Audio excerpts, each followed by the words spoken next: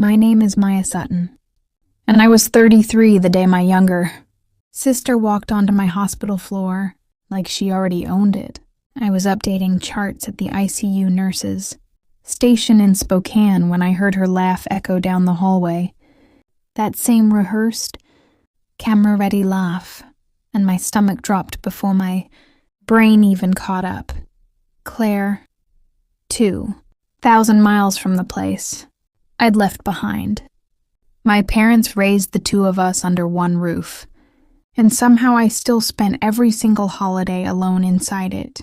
What she asked of me 6 weeks later cost me the one thing I had spent 7 years building with my own 2 hands. Welcome back to Quiet Storm Stories, the channel where we sit with the silent betrayals hiding inside normal families, and the people who finally stop apologizing for simply surviving them. Drop a comment and hit subscribe before we start. I need you to understand exactly what she was walking into, because it wasn't nothing. It took me 6 years, brick by brick, to build.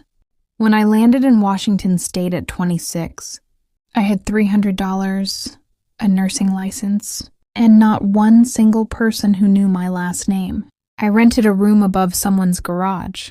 I picked up every night shift they'd let me take. I learned that unit the way other people memorize prayers, until the monitors practically spoke to me, until doctors trusted my instinct on a patient before they trusted the lab results. Rhonda Price trained me my very first winter there, and she became the closest thing to a mother I'd had in years. Dr. Whitfield, our lead intensivist, once told a room full of residents that if Maya Sutton says a patient is crashing, you move. No questions. That reputation was mine. Nobody handed it to me from a porch while I watched through a window. Because here's the part my family never quite managed to say out loud, the sentence I carried across the country like a stone sewn into my coat. They always made room for Claire. For me, they left a plate outside. I never told anyone here about that plate, or the 7 Thanksgivings I spent watching taillights disappear down our street. I just worked. I got sharper. I got quieter. And I got free. For 6 years that held.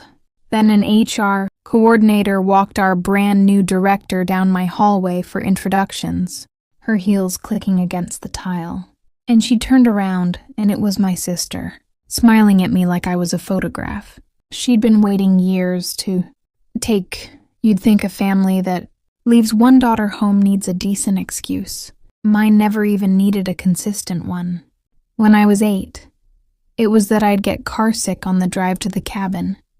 So I stayed with a neighbor while they took Claire. At 11, it was that the theme park tickets only came in 3s. So obviously I'd be the odd one out. So I was the odd one out, at home, alone. At 14, it was money, which was strange, because Claire got a snowboarding trip that same winter. There was always a reason, and each one sounded reasonable enough on its own. And that was the whole trick of it. You cannot fight something that sounds reasonable. If I cried, I was being dramatic. If I asked why, I was starting something. My father used to say, "Maya, don't make your mother feel bad," as if her feelings were the fragile thing in that room, and not the 11-year-old learning she came in second place to her own sister. Claire didn't do this to me, not really. Claire was 4 years younger, and she simply lived inside the warm half of the house, the way you live inside whatever climate you were born into. She never knew there was a porch. She never once stood on it. So when people ask why I don't just talk to my sister, why I don't just clear the air, I want to tell them the air was never the problem. That house was built crooked before either of us learned to walk. You don't clear a foundation like that. You leave it. The HR coordinator was still mid-sentence when the floor dropped out from under me. Maya, this is Claire Bennett, our new director of patient experience. She'll be partnering with every unit on culture and quality, Bennett. She'd taken her husband, Ryan's last name. For half a second, I let myself hope it was a stranger. Some other Claire, some cruel coincidence. Then she said, "Actually, we already know each other." And her smile stretched wider. "This is my sister, I watched every nurse at that station quietly file the information away. Director of Patient Experience. I ran it through my head like a rhythm strip. That department sat over every unit's culture scores, which meant, in the org chart nobody says out loud, my sister now had a direct line into how my work got graded. I kept my face flat. I've held a flat face over a coding patient. I could hold one over this. Welcome to Spokane, I said, and shook her hand like she was a vendor. Her hand was soft. Mine carried 2 years of hospital sanitizer baked into the skin. I had no idea you were out here, she said, warm, wide-eyed. And I almost believed the not knowing, almost, because underneath the warmth sat something small and satisfied, the look of someone who'd finally found the last page of a book she'd been chasing. She'd known, maybe not the exact floor, but the city, maybe not the shift, but the name on the staff directory. You don't move 2,000 miles from home and get surprised by the one relative who lives there. I smiled, went back to my charting, and my hands didn't shake. And that felt like a small, cold victory. By the end of that first week, there was already a story going around, and I hadn't agreed to a single word of it. Claire told it in the break room, to Rhonda, to the charge nurses, to a resident who didn't know any better. Maya and I just lost touch for a while, she'd say, light as tissue paper. And then the universe puts us in the same hospital. Can you believe it? Like we'd simply drifted apart at a party somewhere. She'd rest a hand on my shoulder every time she said it, in front of people. And I couldn't shake it off without becoming the villain of the scene. That's the part nobody warns you about. When someone builds a pretty story around you in public, refusing to stand inside it makes you look cruel. She'd call me sis in front of the whole unit, and the unit would smile, because on the surface it's a sweet thing. 2 sisters reunited, and underneath my feet, I could feel the old machinery grinding back to life. The machinery that whispers, your job is to make this look good for her. I watched Rhonda soften toward Claire over the span of 3 days. Rhonda, who was mine. She seems lovely, Rhonda said, and I said, and charted a pain score, because the alternative was explaining an entire childhood in a hospital corridor. The stage was up. The lighting was warm, and I'd been cast again, without a single audition, into the exact role I had driven across a continent to quit. My sister smiled at me over that nurse's station, and I finally understood. She wasn't here to reconnect. She was here to reunite, and those are 2 very different things. Reuniting needs an audience, and she'd already found one, and here's what made it so much worse. For the first time in years, I actually wanted something out loud. The nurse manager position for the ICU had opened up when Sandra retired, and Dr. Whitfield stopped me by the med room and said, "You're applying. Don't argue with me." I argue with most compliments. I didn't argue with that one. I wanted it, not the title. I could take or leave the title. I wanted the say. I wanted to build a schedule that didn't burn people out. Hire nurses who'd actually stay. Run the unit the way I'd already been quietly running it for 2 years while someone else sat in the office. It was mine to earn, and I could feel it right there, within reach. And reaching for something means exposing your whole side. Because the manager decision went to a panel, and that panel weighed unit culture and patient experience scores. And you already know exactly whose department owned those words now. I told myself it wouldn't matter. Competence is competence. My numbers were strong because I made them strong, but I'd spent an entire childhood learning that being the most deserving person in the room does not get you a seat in the car. Merit was never the currency in my family. Proximity was. Warmth was. Being easy to love in the moment always beat being right over the long haul.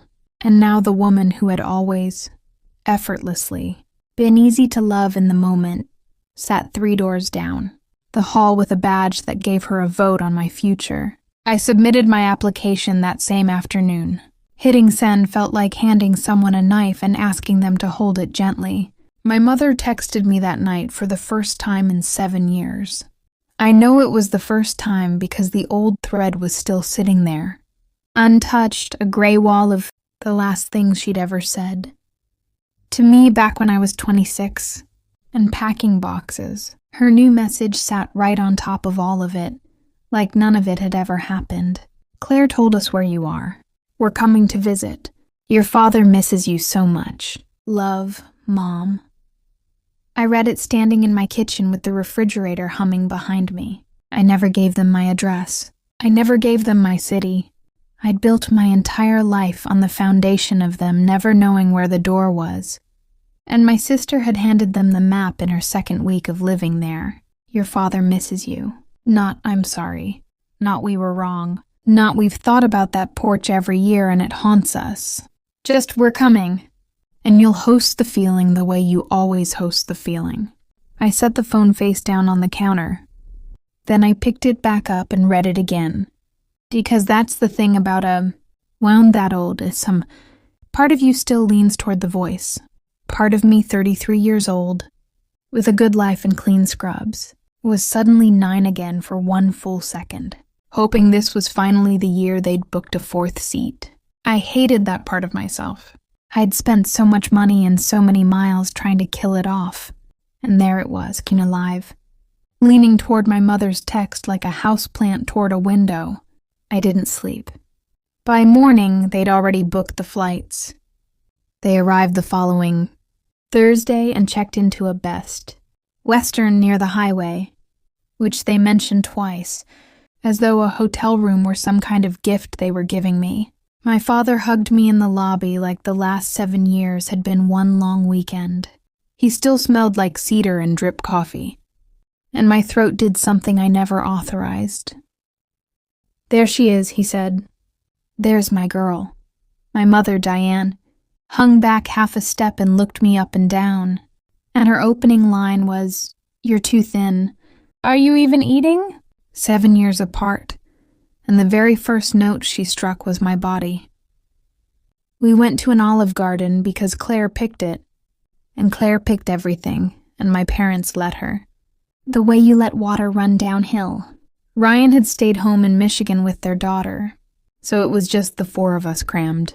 Into a vinyl booth, a family portrait with 1 figure, quietly counting the exits. I watched my mother arrange.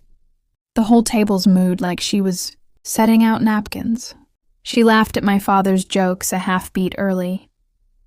She told our waiter we were celebrating being all together again. She built the scene brick by brick, and the scene had 1 shape. Nothing ever happened.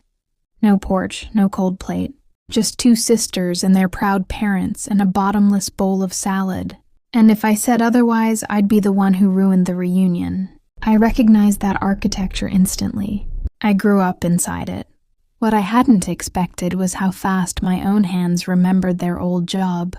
Reaching for the breadsticks, refilling water glasses, smoothing things over, managing the room, making it easy for everyone except me. Old muscle memory. I put my hands in my lap and made them stay there. If you've ever been the guest at your own family's table, you already know exactly how this dinner ends. Stay with me. The conversation had its own gravity, and the gravity was Claire. Her promotion first, director, my mother said, tasting the word like fine wine. Do you know how many people she manages now? Then it was her daughter. The photos passed hand to hand around the table. The dance recital, the reading level. My father asked me exactly 1 question. Whether the winters out here were harsh. And before I even finished my answer, my mother was already telling. Claire. She looked exhausted and should let Ryan take the baby more often. I sat there in that booth and felt the exact temperature of a very old, very specific feeling. The one where you go quiet. Not because you have nothing left to say, but because you learned a long time ago that your sentences don't change the weather. 20 minutes in, I was garnish. So I tested it. Small. I'd rather not spend the whole visit relitigating the past, I said. But I would like to talk about some of it while you're here. Reasonable. Adult. My mother's smile didn't move, but her eyes did. Oh, Maya, she said. We didn't fly all this way to dig up old business. Dig up as if that porch were a body. I kept insisting on exhuming. My father put his heavy, warm hand over mine on the table and said, "Let's just enjoy tonight, sweetheart." And there it was, the entire system delivered in one gesture. Comfort deployed as a wall, affection used to change the subject. I looked at my sister, braced for a smirk, and instead found her watching me with something that looked almost like worry, which unsettled me far more than a smirk ever could have. I excused myself to the bathroom and stood at the sink until the mirror stopped shaking. I tried one more time, in the parking lot, because apparently I am a slow learner with a stubborn streak. The valet stand sat empty. The highway hissed behind us, and I just said it, plainly. Mom, do you remember the Thanksgiving before I left?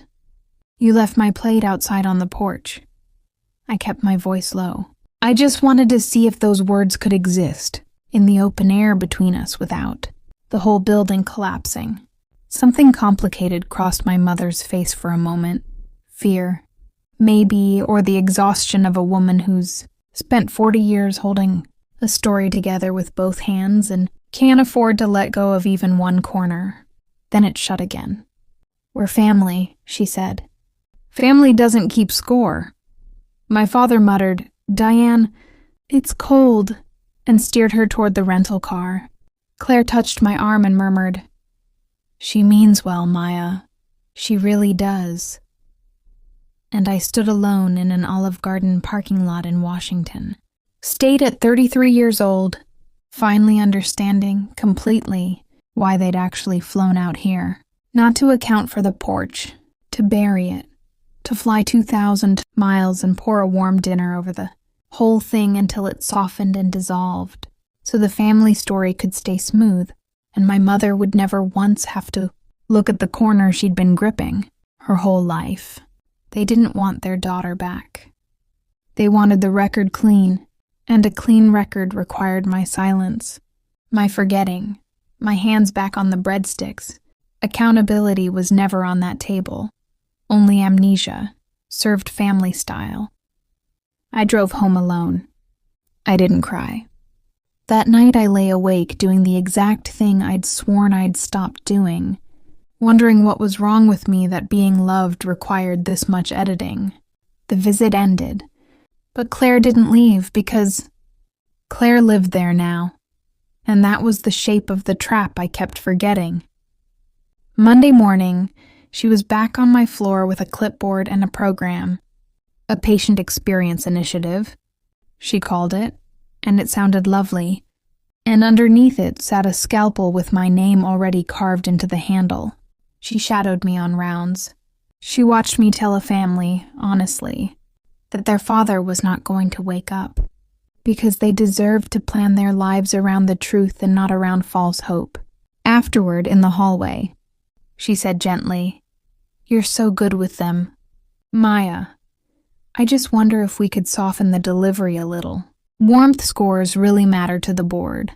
Soften the delivery. She said it kindly, which is exactly how the sharpest ones always say it. She wasn't wrong that I'm direct. I am direct. That directness has held families together at the worst hour of their entire lives, because I refused to waste their time with fog.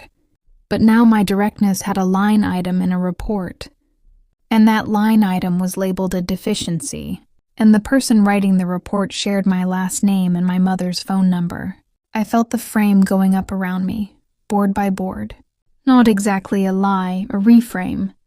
My directness, which was my competence, was quietly getting recategorized as a warmth problem, a culture problem, a Maya problem, and there was almost nothing solid to grab onto and fight, because every word she used arrived wrapped in a compliment and a metric.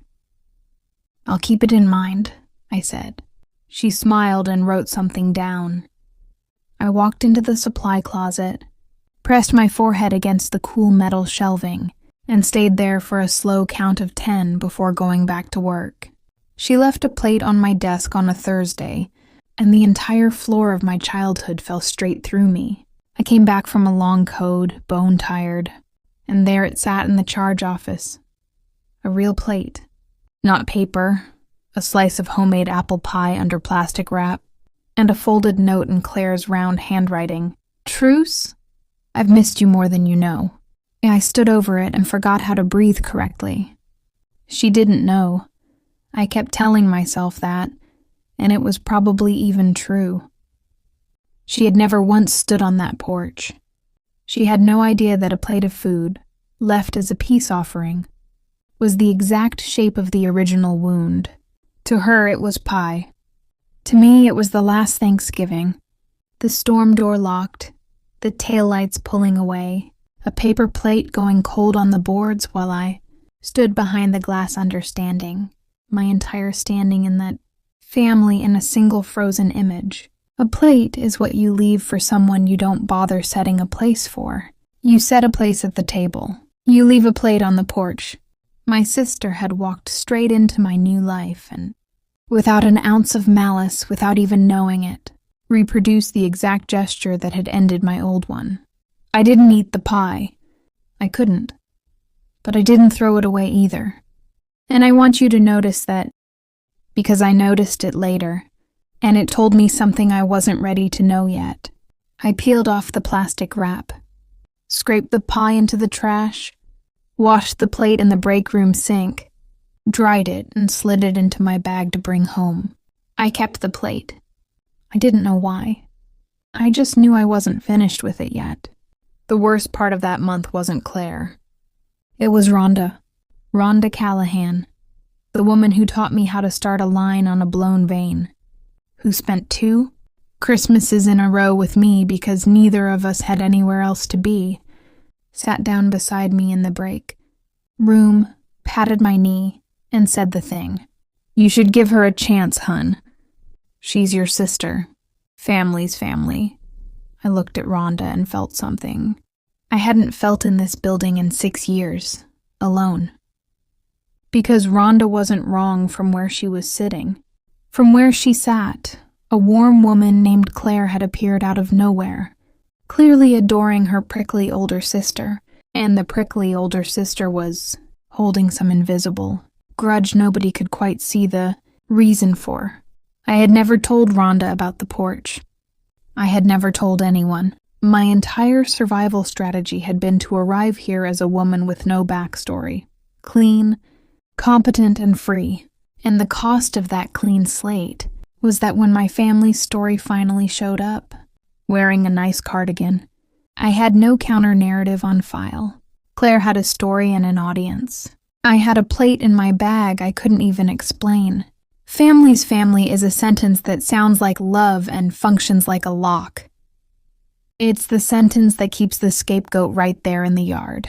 And now it was coming out of the mouth of the one person here I had ever fully let in. "It's complicated, Rhonda," I said. "It always is," she said, "until somebody's gone." And she squeezed my knee and meant it with her whole good heart. And I understood the machinery had reached even. Here. There was nowhere left in my life the story couldn't follow. It had a director now. It had a budget. And it was quietly recruiting my friends as extras. Claire brought her daughter to the hospital on a teacher work day, and watching my niece, Ava, for one single hour taught me more than a year of remembering ever had. Ava was 7, unnervingly well-behaved. She sat exactly where her mother put her in the charge office and never fidgeted, never asked for a single thing. When I offered her a juice box from the fridge, she looked up at me and asked, "Is that allowed? Am I allowed?" And something in my chest folded quietly in half. I knew that question. I invented that question. I had asked some version of it my entire childhood, out loud and silently. at every doorway of that crooked house. Am I allowed to come? Am I allowed to want something? Am I allowed to take up the amount of space a person is supposed to take up? Ava was already learning it, in a warm house, from a loving mother, and that was the detail that undid me completely, because it meant the machinery didn't need a villain at all. It just needed a script, passed hand to hand, mother to daughter, each one certain she was doing right. I crouched down to her height and said, "You're allowed. Juice is always allowed. You never have to ask me for a drink of water. Not ever. Not here." She studied my face like I might be tricking her. Then she took the juice box with both hands and whispered, "Thank you," 3 separate times. Claire scooped her up moments later and said, "She's so easy, isn't she?" "Mommy's easy one," and kissed her hair. And Ava beamed at being called easy. And I had to turn away and pretend to read a monitor. "Mommy's easy one." That's exactly how it starts. Nobody gets left on a porch on day 1. First you get taught that easy is simply the price of love. Then, one holiday, they test whether you'll actually pay it. Claire floated the idea to me in the parking garage, casual as weather. "I was thinking," she said, keys spinning around one finger, "we should all do Thanksgiving together this year. Get Mom and Dad back out here. Wouldn't that be something? A real reunion. Thanksgiving, of every holiday on the calendar." She reached straight for the one with my body buried underneath it. She didn't know that. Or maybe she half knew. The way you half know a bruise is there right before you press down on it. "I'll think about it," I said, which is exactly what I say when the answer is no, but the room isn't safe for a no just yet. "It would mean so much to Mom," she said, and there was the lever, right on schedule. Everything routed through. What it would mean to Mom.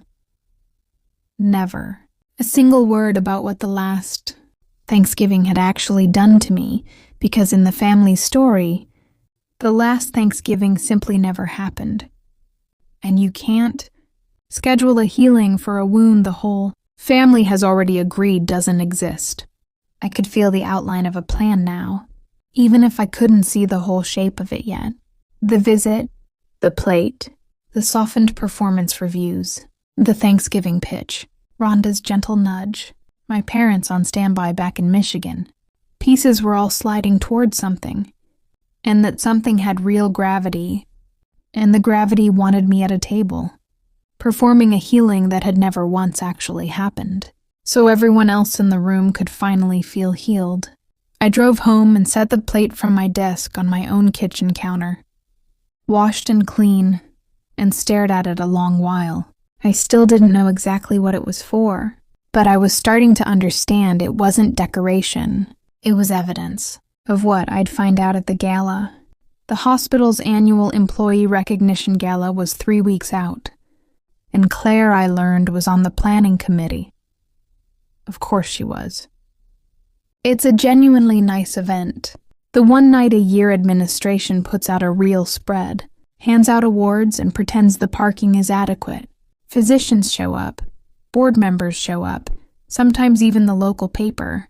And this year, through the grapevine that moves faster than any medical record system, I heard the Sutton family would be attending as guests of the director. My parents, flying back out for a work event. My work event. I sat with that for a while.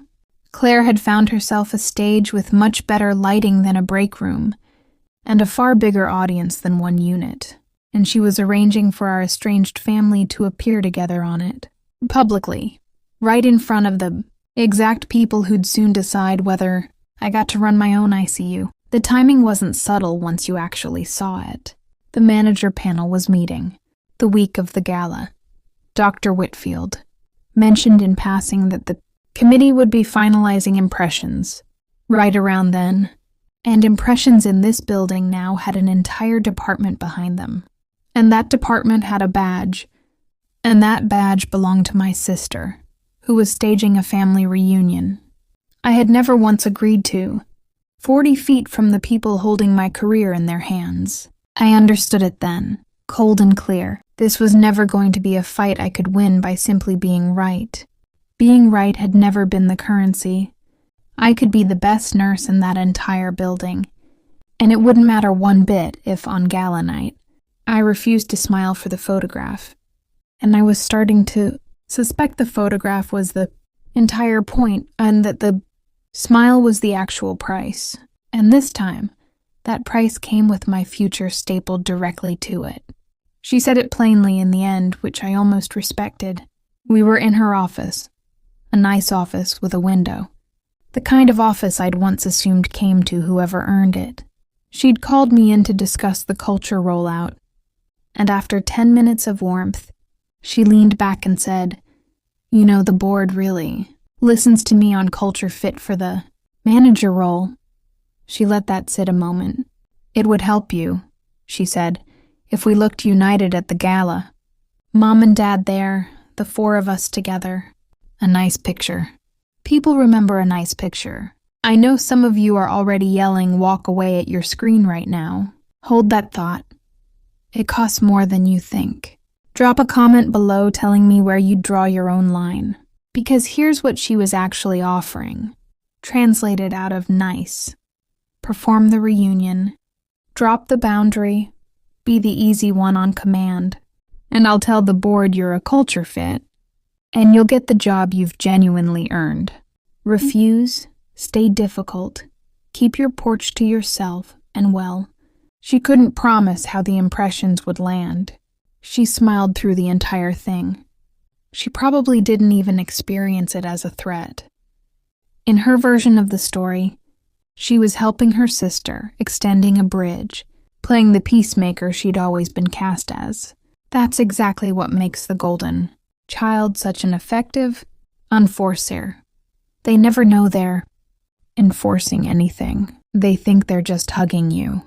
I looked at her window, her plants, her earned-looking office, and I said, "I'll let you know."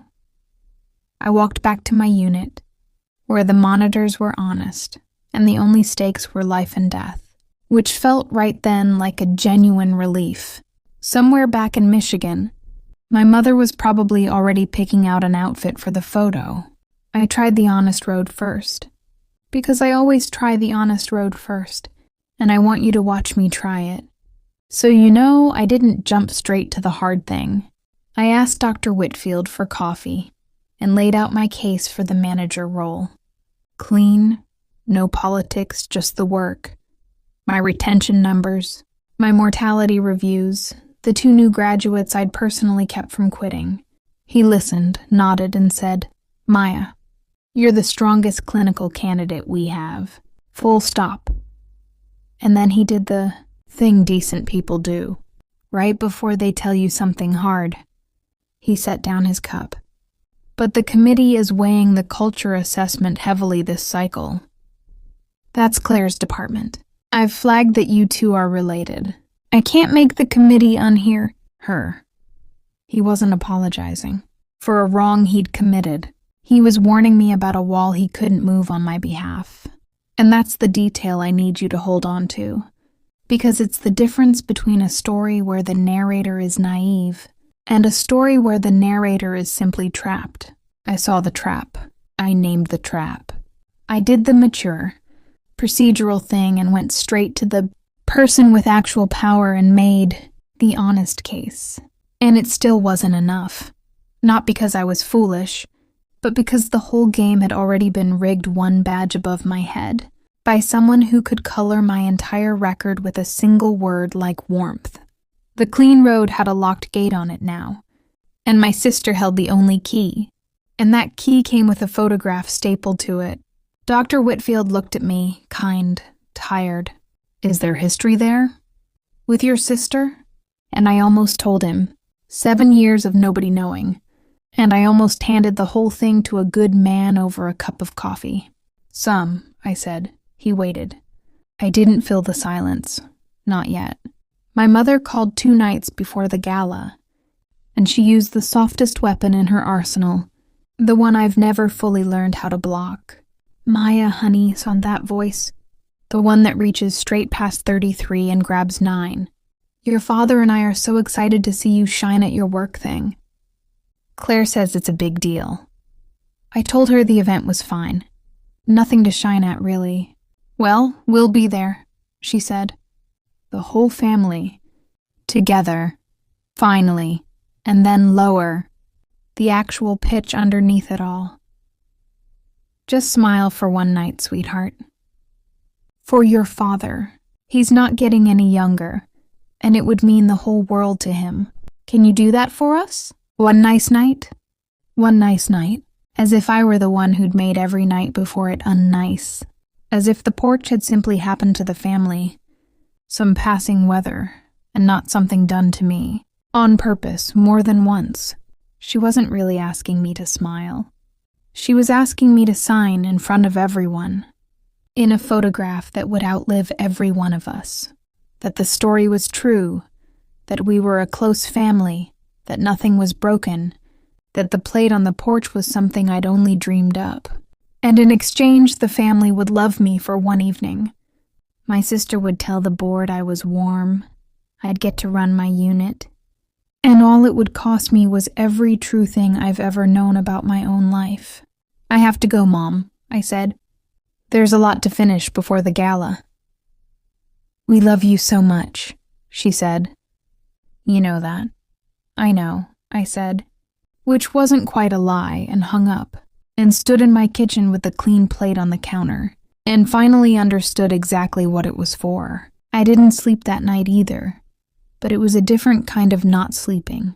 I sat at my kitchen table with that plate in front of me, washed clean, catching the light off the stove.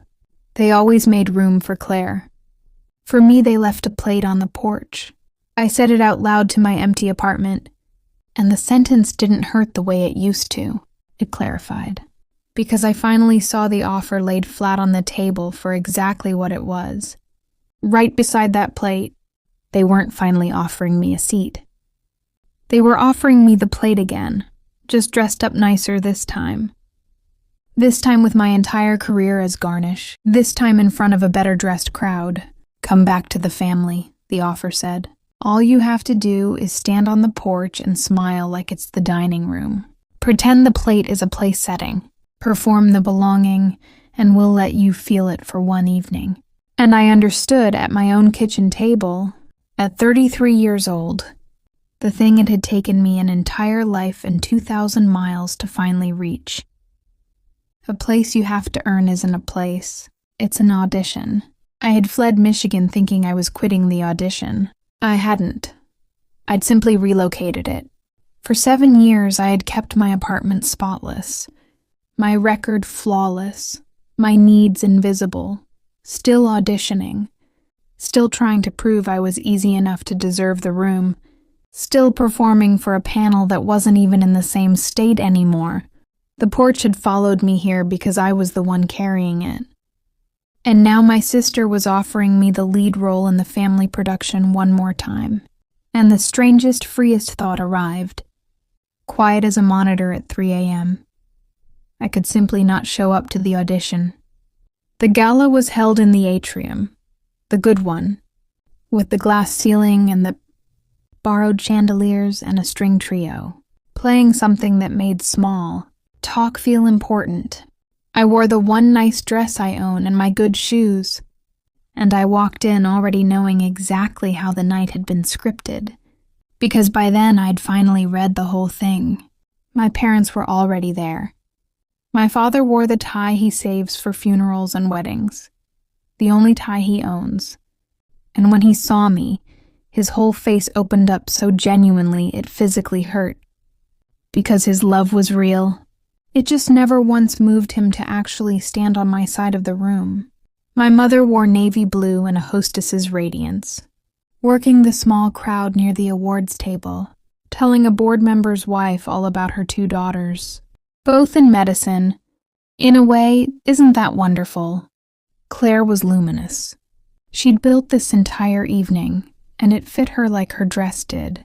She found me within 90 seconds, took my elbow, and steered me toward the exact cluster of people who mattered. Dr. Whitfield, 2 board members, and the CEO with the famous handshake. Everyone, this is my sister. Maya, honestly the backbone of that ICU. Warm, generous, perfectly pitched. I watched the trap close with something close to admiration, because it really was elegant. In one sentence, she'd been publicly gracious about me in front of the exact people who mattered, which meant that when the photo came, refusing it would look like spite against a sister who'd just praised me. The board members beamed. My mother drifted over, radiant, folding herself into the group. A photographer with a lanyard hovered at the edge of the circle like he'd been told exactly where to stand, because he had. Ava was there too, in a small velvet dress, holding my father's hand, watching the adults with careful eyes. The lights were warm. The music swelled. The stage was set precisely as I had known it would be, and every single person in that circle was waiting, without even realizing it, to see whether I'd finally hit my mark. Then a server passed with a tray of desserts, and Claire, quick and bright, lifted a small plate off it, a slice of something, and held it out to me in front of everyone. "Here," she said, laughing warmly for the crowd. "You never eat. Welcome back to the family, sis." A plate held out to me, in front of the board, in front of my parents, in front of the photographer already lifting his camera, in front of Ava. The whole room tilted toward that picture.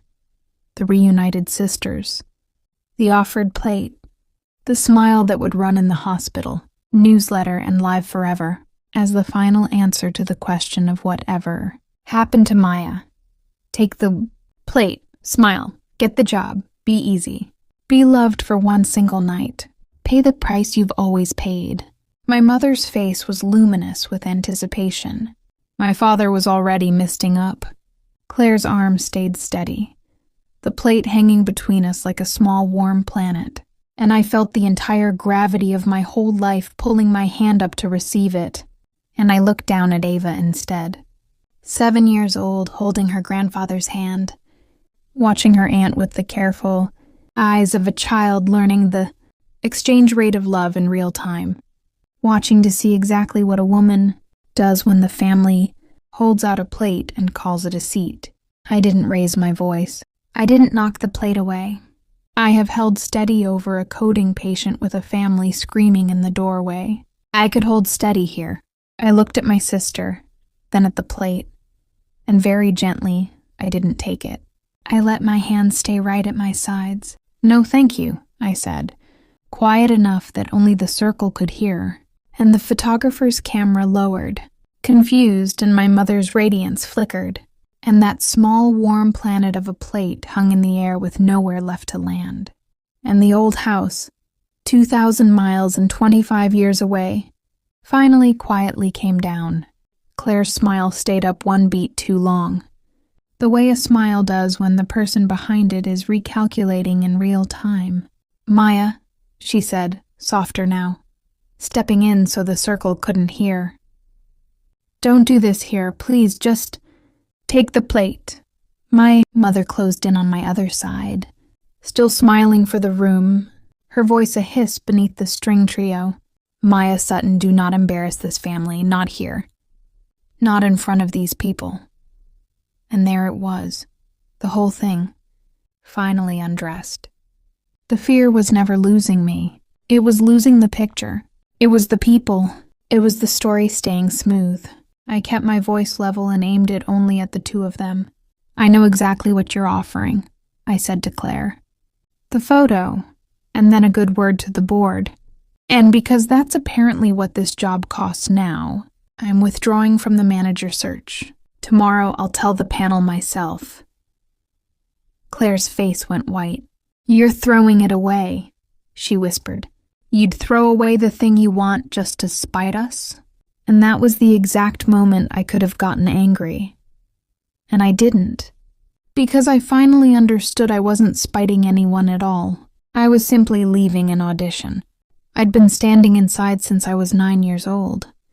"I'm not spiting you," I said. "I'm just done paying for it." My mother's mask cracked, and for 1 second, One true second. I saw all the way down to a frightened woman who had spent her entire life earning her own seat by keeping everyone else's story smooth, who had left a plate on a porch because that was the exact arithmetic she'd been taught. Subtract the difficult one, and the picture stays warm. I almost felt the old pull to comfort her, to smooth it over, to reach for the breadsticks. Instead, I said the thing I'd carried across an entire country. "You told me family doesn't keep score, Mom." I looked at her not unkindly. "You're right. I'm done keeping score. I'm keeping distance." And then to all of it. To the plate. To the porch. To the 25 years. Quiet enough that only the three of us heard it. Place you have to earn isn't a place. It's an audition. And I'm done auditioning. I set my untouched water glass down on the table and walked out of that circle. Past the photographer, past my weeping father, out into the cold, clean night air of the parking lot, and I did not look back to see the picture I'd refused to be in. I sat in my car in the parking garage for a long time, waiting for the panic to arrive. The old dread of having been difficult, of ruining the picture, of whatever punishment always follows a no. It never came. What came instead was quiet. I had just walked away from the exact job I wanted, in front of the exact people who could have given it to me, and for the first time in memory, I didn't feel like I was being graded. That's when I finally understood what I'd actually done. And it had nothing to do with Claire, or the board, or even the plate. For 7 years I had believed leaving Michigan had freed me, but I'd carried the audition with me the entire time. I'd kept performing for an empty panel, keeping my life flawless, my needs invisible, my edges felled smooth, still trying to prove I was easy enough to deserve a room. Walking out of that circle wasn't the first brave thing I'd ever done. It was the first time I stopped performing a belonging I had never actually been given, and simply belonged to myself instead. That porch didn't lose its power that night because I finally won my family's approval. It lost its power because I stopped needing it to. My hand stayed steady on the wheel. Somewhere above me, the gala carried on, the string trio still playing. I withdrew from the manager search the very next morning, in writing, before I could talk myself out of it. The role went to a solid nurse from the cardiac floor, who does the job well and never had to sell anything to get it. I stayed on as charge nurse in the ICU I love, the one I quietly built, on the floor where the monitors still talk to me. Dr. Whitfield stopped me in the hallway the following week and didn't ask what had happened at the gala. He just said, "Whatever that was, you did the right thing." It showed. A month later, he asked me to design and lead a brand new nurse residency program for the entire hospital. My curriculum, my name on it, built around exactly the honest, unsoftened teaching my sister had tried to file down into something smaller. It wasn't a consolation prize, and it wasn't a gift. It was the clean consequence of being someone people could trust, offered by a man who never once needed me to perform anything to earn it. My parents flew home to Michigan. My mother and I haven't repaired anything. She still believes I humiliated her that night, and she tells a version of the story where the porch never happened at all, because that's the only room she can afford to live in, and I've stopped trying to renovate it for her. That force didn't die because I finally stood up to it. It simply lost its grip on me.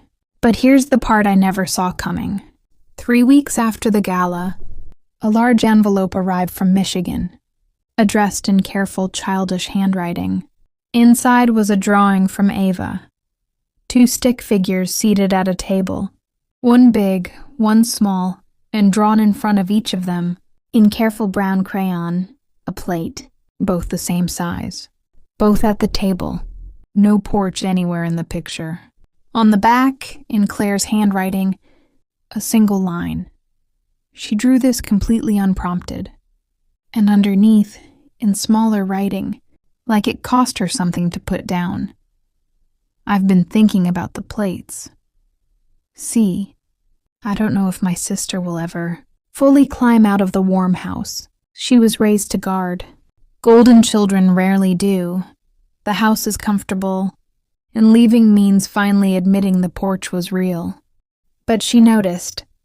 She noticed the plates, and her daughter, 7 years old, had already drawn a table where both places were set, completely unprompted, because one afternoon a blunt aunt told her she was allowed, that she never had to ask permission for a glass of water, that she never had to be easy in order to be loved.